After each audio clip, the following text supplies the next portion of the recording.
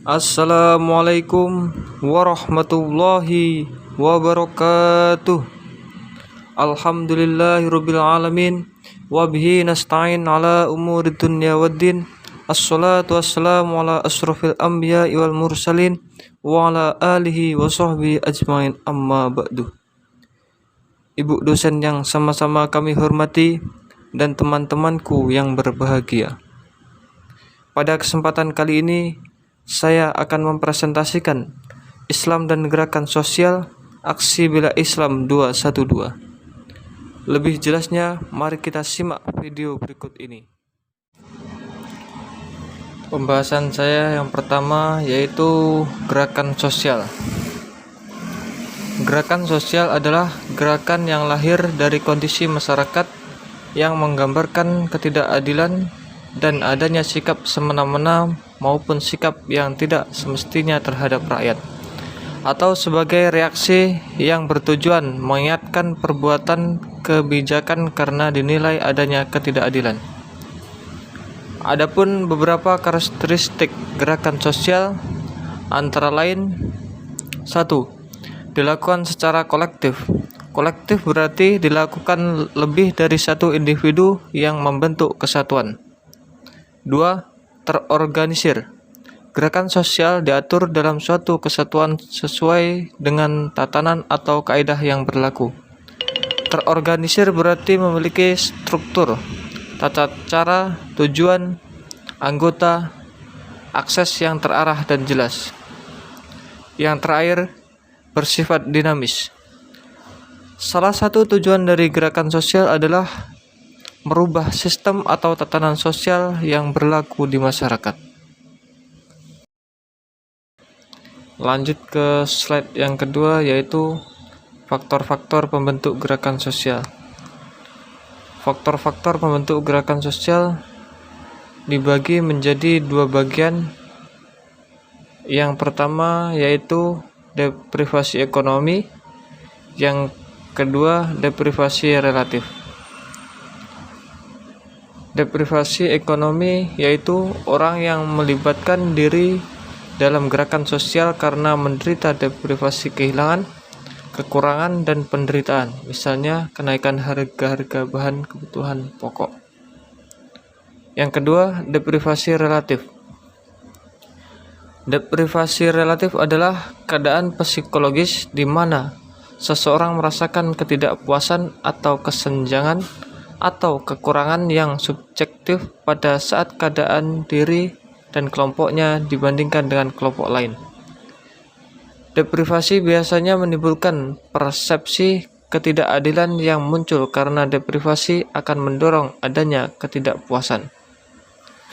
Contohnya adalah daerah transmigrasi di mana penduduk asli tinggal tidak jauh dari sana.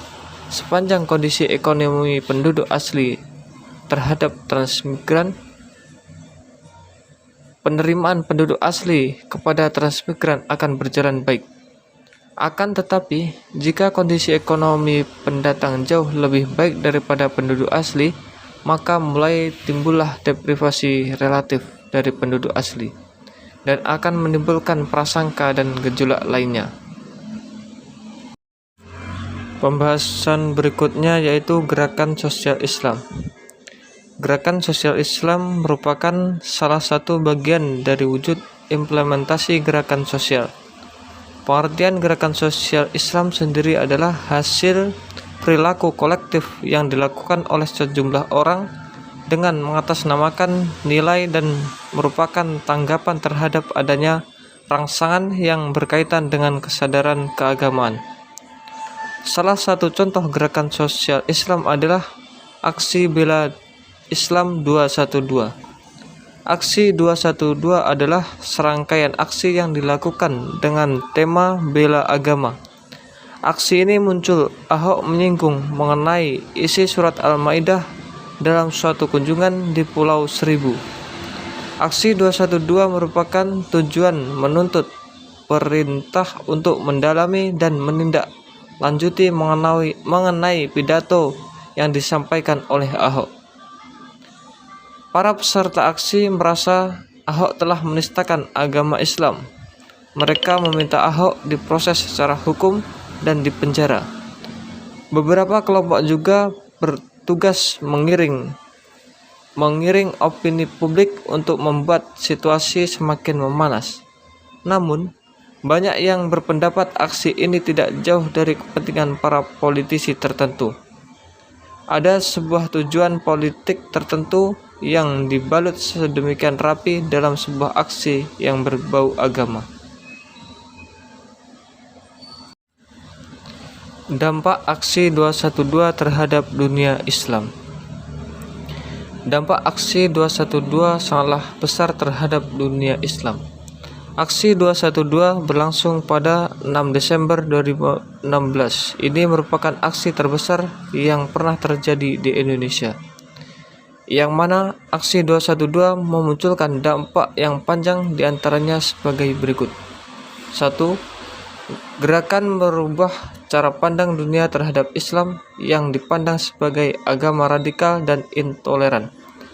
Gerakan ini merupakan sebuah keberhasilan umat Islam dalam melawan wacana terhadap tuduhan atas ancaman kekerasan dan mekar pada proses gerakan.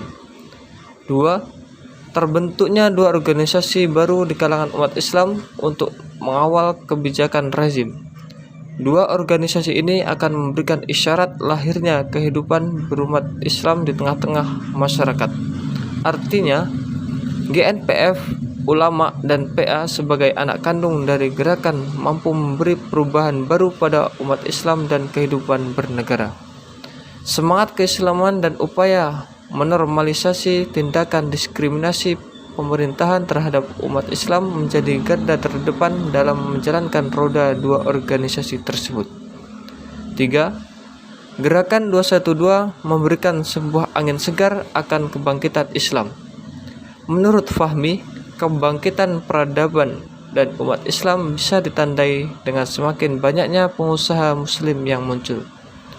Pengusaha muslim itulah yang menguatkan ekonomi umat Islam dan pendirian koperasi syariah dan Mart. Contohnya 212 Mart yang menggunakan syariat Islam pertama di Indonesia. Slide yang terakhir yaitu kesimpulan. Berdasarkan penjelasan terkait kebangkitan Islam pada sistem politik studi kasus dampak gerakan tersebut, maka saya akan menjabarkan beberapa kesimpulan, diantaranya sebagai berikut. 1. Gerakan aksi 212 adalah serangkaian gerakan sosial aspirasi berupa demonstrasi masyarakat Islam Indonesia yang menuntut kepada negara untuk memberikan keadilan yang seadil-adilnya kepada pihak yang terkait, serta gerakan yang penuh dengan muatan politik kebangsaan. Adilnya kepada Gubernur DKI Jakarta Basuki Cahayapurnama pada kasus penistaan agama Quran Surat Al-Maidah ayat 3. Gerakan 212 ini bukan gerakan demonstrasi biasa. Eksistensi dari gerakan 212 adalah sebagai upaya dan bentuk komunikasi politik umat Islam dan upaya pemberhentian tindak anoterianisme di tubuh rezim. 2. Gerakan kebangkitan Islam adalah suatu yang berkaitan dengan usaha sadar yang dilakukan oleh umat Islam dalam mengamalkan atau mengimplementasikan nilai-nilai keislaman dalam kehidupan bermasyarakat. Gerakan 212 adalah bagian dari gerakan kebangkitan umat Islam Indonesia. Islam bukan hanya sebagai agama perhambaan antara manusia dan Tuhan Allah Subhanahu wa taala semata, tetapi Islam juga sebagai agama yang mengajarkan tingkah laku manusia dengan manusia lainnya dalam kehidupan bermasyarakat. Mungkin hanya ini yang dapat saya sampaikan. Ada kurang dan lebihnya saya mohon maaf. Wabillahi taufiq wal hidayah. Wal afu minkum. Wassalamualaikum warahmatullahi wabarakatuh.